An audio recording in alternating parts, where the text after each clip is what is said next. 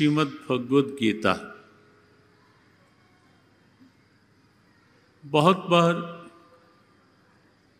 गीता के साथ भी भागवत शब्द का प्रयोग कर दिया जाता है। भागवत गीता, सभी इस बात को ध्यान में रखें, भागवत गीता नहीं है, भगवत गीता है, भागवत पुराण है। भागवत पुराण वह पुराण है जहाँ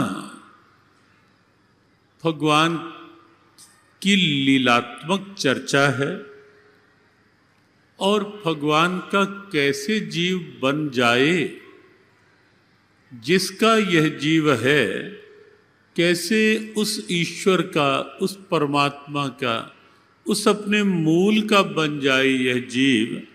श्रीमद् भागवत में अनेक परम भागवत महापुरुषों के माध्यम से और फिर दशम स्कंद आते आते स्वयं साक्षात भगवान श्री कृष्ण की लीलाओं के माध्यम से मूलतः इसी की प्रेरणा है कि परमात्मा का ये अविनाशी अंश जीव, जिसे गीता भगवती ने बहुत लाड प्यार से कहा, ममई वांशो जीवलोके जीवभूतः सनातनः।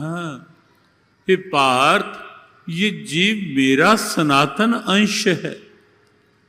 परमात्मा का ये सनातन अंश जीव कैसे परमात्मा का बन जाए, उसकी प्रेरणा है श्रीमद् भागवत कथा।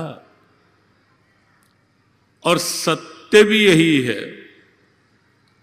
कि बिना परमात्मा का बने न तो इस जीव को लोक में पूर्ण शांति मिल सकती है और ना ही परलोक में जीव का उद्धार हो सकता है, जीव को परम पद मिल सकता है। परमात्मा का आश्रय तो ग्रहण करना ही पड़ेगा, कोई विकल्प नहीं है उसके। श्रीमद् भागवत और भागवत के अनेक कथा प्रसंग, कहीं आपने भागवत में ध्रुव को सुना होगा। सौतेली मां ने पिता की गोद में नहीं बैठने दिया और मन में एक जिज्ञासा बन गई कि अब परम पिता की गोद में ही बैठकर दिखाऊंगा। और ध्रुव चल पड़े उस यात्रा में, जो जीव की परमात्मा से मिलन की यात्रा है। बाधाएं आती हैं, आएंगी, हमारा निर्णय निश्चय दृढ़ है या नहीं, वो परखने के लिए भी कई बार बाधाएं आती हैं। ध्रुव के समक्ष भी आई, लेकिन निश्चय कैसा दृढ़ हो अपने लक्ष्य के लिए, अपने कल्याण के लिए, लोक परलोक उद्धार के लिए। और जिस परमात्मा का मैं हूं, उस परमात्मा से मिलन के लिए लक्ष्य कैसा दृढ़ हो, उसकी प्रेरणा हमें ध्रुव से प्राप्त होती है। विपरीतताएं भी आती हैं, बहुत सी प्रतिकूलताएं भी आती हैं।